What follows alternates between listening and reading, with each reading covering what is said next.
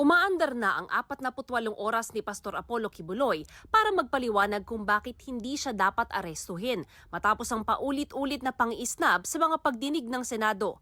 Natanggap na ng abogado niya ang show cause order na inilabas ng Senado kanina. Safe siya dito kung arestuhin siya.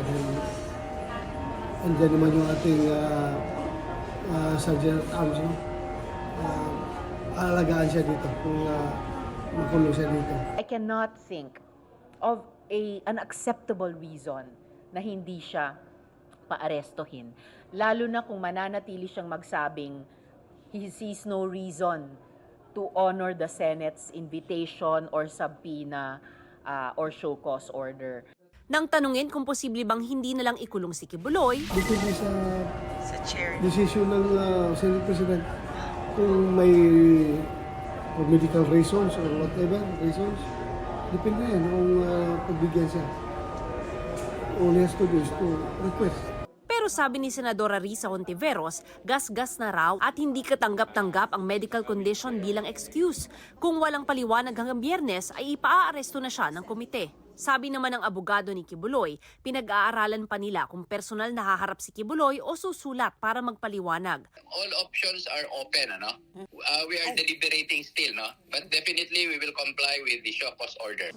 Hanggang Biyernes din ang ibinigay ng House Committee on Legislative Franchises na palugit kay Attorney Ferdinand Topacio para kausapin si Kibuloy bago ipatupad ang pagpapaaresto sa kanya dahil sa hindi rin pagsipot sa mga pagdinig ng Kamara. Inimbitahan po siya 4 beses ay pinagbigyan pa rin na on the special request of Attorney Topacio na bigyan po hanggang Biyernes. So talaga ho lahat ho ng pagbibigay at luwag ay binigay po namin during the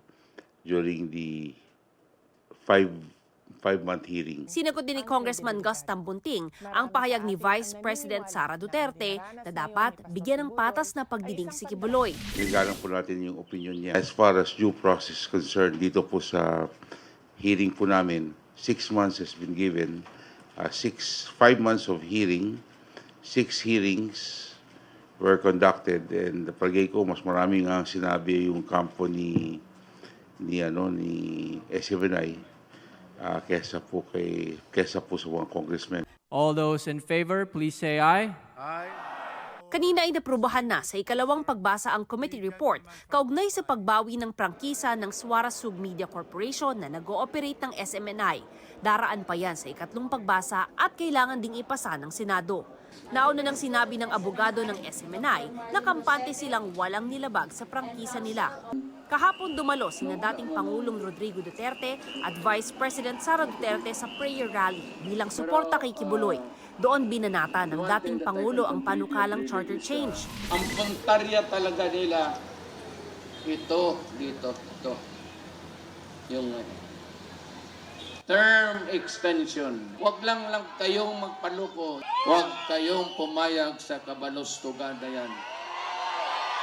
Masisira ang Pilipino. You would lose your direct vote. Pati ang mga biyahe ni Pangulong Bongbong Marcos abroad. Si Marcos, pasyan na lang yan. Hindi naman nagtalumpati sa vigil si Vice President Sara. Naroon din sina Senador Robin Padilla, Bongo at Bato de la Rosa at si Attorney Salvador Panelo na nagpahayag ng suporta sa Duterte-Duterte tandem sa election 2028. Ang sabi ko sa kanya, ngayon na ang pagkakataon na kayong dalawang magama ang humawak na kapangyarihan at maging presidente at vice-presidente ng Duterte! Pinuna ni Hontiveros ang pagpunta ng mag-amang Duterte sa vigil. Walang pigil sa patuloy na pagsingil ng accountability kay Kibuloy, kahit yung pagsalita nilang dalawa. Lalong naging mas klaro pa na intertwined talaga ang fortunes nilang dalawa. Ako, nagtataka, bakit nag-effort pa silang dalawa na dumepensa sa isang tao na akusado sa mga napakaseryoso at mabibigat na offenses. Sinagot niya rin ang mga pahayag ni VP Sara na politika lang ang mga pagdinig ng Senado kay Kibuloy. Walang pinag-uusapang politika dyan. Simpleng karapatang pantao at dignidad ng mga tao at mamamayan na dapat dinedepensahan ng pangalawang pinakamataas na opisyal ng bansa. Hindi yung nag-abuso sa kanila. Para sa GMA Integrated News, ako si Mav Gonzalez, ang inyong saksi.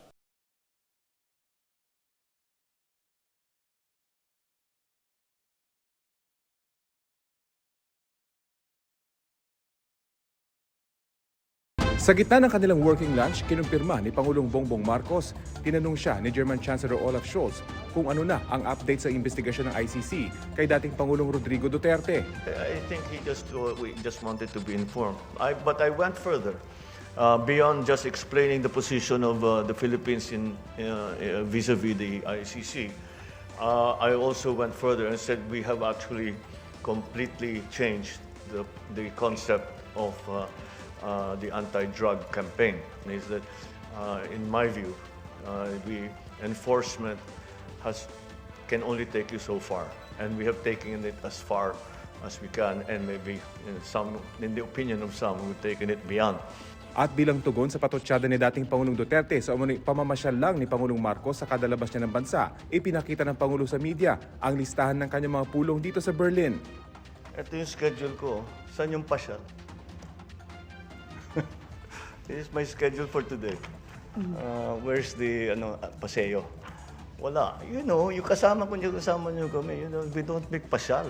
Hindi na sinagot ng Pangulo ang iba pang patotsyada ng dating Pangulo sa kanya, partikularang tungkol sa charter change, dahil hindi raw niya ito maintindihan. Nagbigay din ng update ang Pangulo sa kalagayan ng kanyang ina na si dating unang ginang Imelda Marcos. Pagaling na ng pagaling. She's scheduled to come out on, I think, Thursday. She was feeling better already. Wala na yung, pabawas na talaga yung lagnat niya. By now, wala na. Yung mga doktor nag-decide na maiwan muna siya sa ospital habang binibigyan pa siya ng antibiotics hanggang matapos yung course of antibiotics. Lusot na sa ikalawang pagbasa sa Kamara ang resolution of both Houses 7 na layong amyendahan ng economic provisions ng konstitusyon. Papayagan nito ang mas malaking partisipasyon ng mga dayuhan sa pagnenegosyo sa public utilities, edukasyon at advertising. Pangamba ng ilang kongresista, baka makwestiyon sa Korte Suprema ang proseso ng pag-aaproba ng Kamara dahil hindi umano ito pasok sa tatlong paraan na nakasaad sa konstitusyon. Pero tiwala ang liderato ng Kamara na naayon sa konstitusyon ang ginawa nila. Hiwalay rin daw ang pagboto ng Kamara at Senado sa Tsa-Tsa. Kung aaprobahan ng Senado ang kanilang RBH 6, isasalang naman ang panukala sa plebisito.